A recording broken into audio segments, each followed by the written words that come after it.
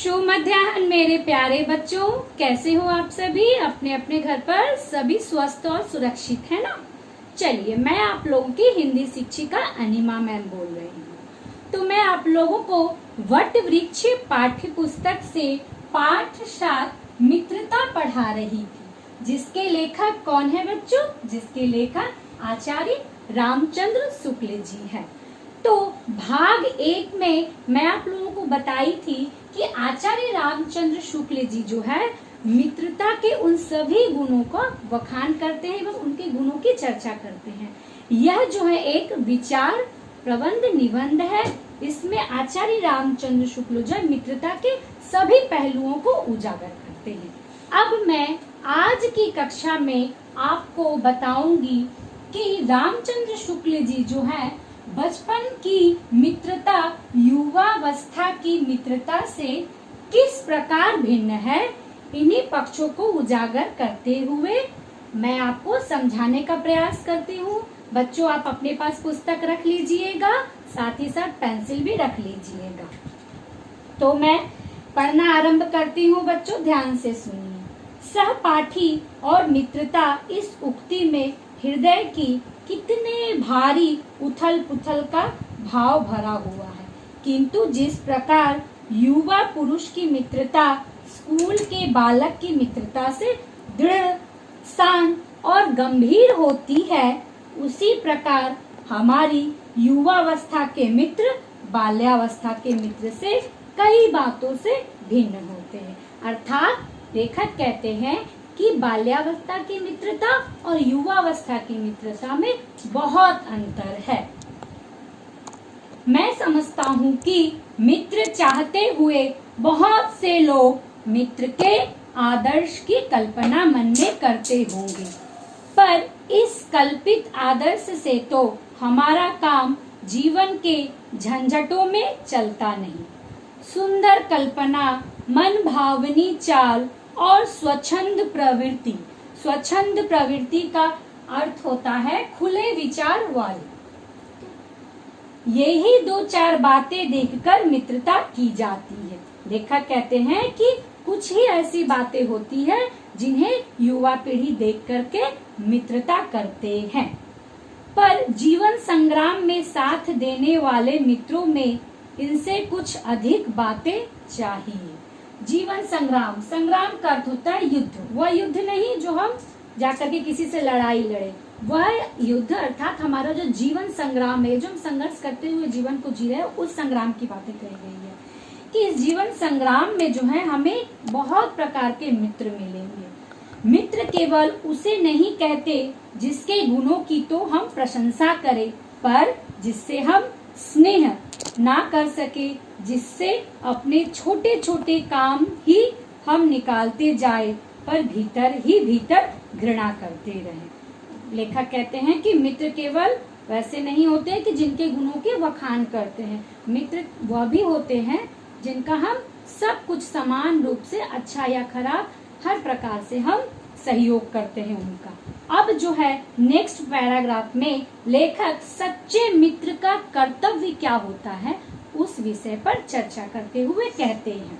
ध्यान दीजिएगा बच्चों, मित्र सच्चे पथ प्रदर्शक के समान होना चाहिए। पथ प्रदर्शक का अर्थ क्या होता है? मार्गदर्शक, एक अच्छा मार्ग दिखाना, रास्ता दिखाना, जिस पर हम पूरा विश्वास कर सके। मित्र भाई के समान होना चाहिए, जिसे हम अपना प्रीति पात्र बना सके। प्रीति अर्थात प्रेम। हमारे और हमारे मित्र के बीच सच्ची सहानुभूति होनी चाहिए, ऐसी सहानुभूति जिससे एक के लाभ हानि को दूसरा अपना समझे। अर्थात लेखक कहते हैं कि मित्र वैसा होना चाहिए जो हमारा एक गुड एडवाइजर हो, हमें सच्ची राह पर ले जाए और हमसे अत्यंत प्रेम करे, ना केवल सुख के समय बल्कि दुख के समय भी हमारा साथ दे। वैसे ही मित्र हमारे मित्र होने चाहिए।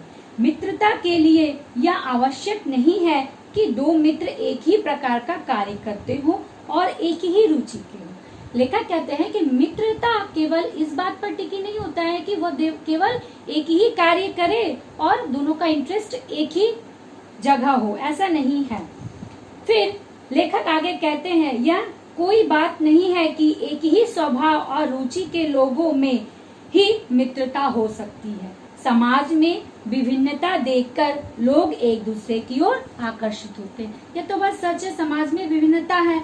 हाँ, और कहते हैं कि इसी विभिन्नता को देख करके जो है लोग एक दूसरे से अट्रैक्ट होते हैं, आकर्षित होते हैं। जो गुण हम में नहीं है हम वह चाहते हैं। तो बात सच है कि जो हमारे पास नहीं है वो उसको जरूर खोजते हैं।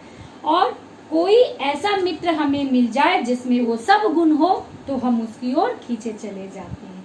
अब देखिए मित्र का कर्तव्य क्या है। मित्र का कर्तव्य इस प्रकार बताया गया है पाठ में, उच्च महान कार्यों में इस प्रकार सहायता देना, मान बढ़ाना और साहस दिलाना कि तुम अपनी सामर्थ्य से बाहर काम कर जाओ। सामर्थ्य का अर्थ होता है क्षमता। यह कर्तव्य उसी से पूरा होगा जो दृढ़ चित्त और सत्य संकल्प का हो।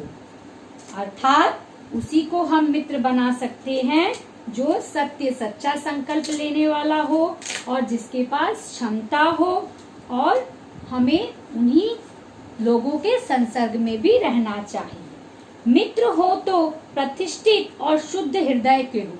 अर्थात जो मित्र हमारे हैं वो कैसे हो, वह प्रतिष्ठित हो और एक अच्छा हृदय वाला हो, सरल सहज स्वभाव का हो, जिससे हम अपनी मन के सभी बातों को आसानी से प्रकट कर सकते हैं और बोल सकते हैं, हमें कोई हिचकिचाहट ना हो।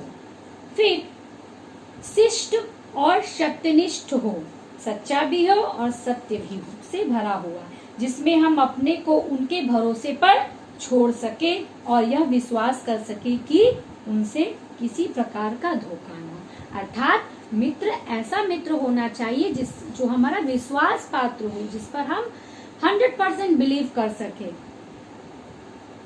अब लेखक कहते हैं कि देखो बच्चों, लेखक कह रहे हैं कि जीवन को सही मार्ग दिलाने या दिखाने वाले मित्र हमें जो है जीवन की सफलताओं की ओर ले जाता है।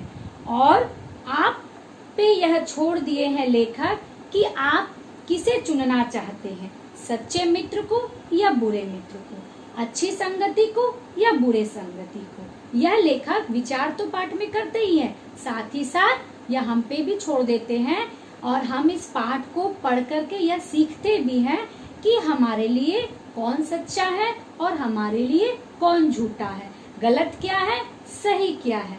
तो बच्चों आज की कक्षा में यहीं तक, धन्यवाद।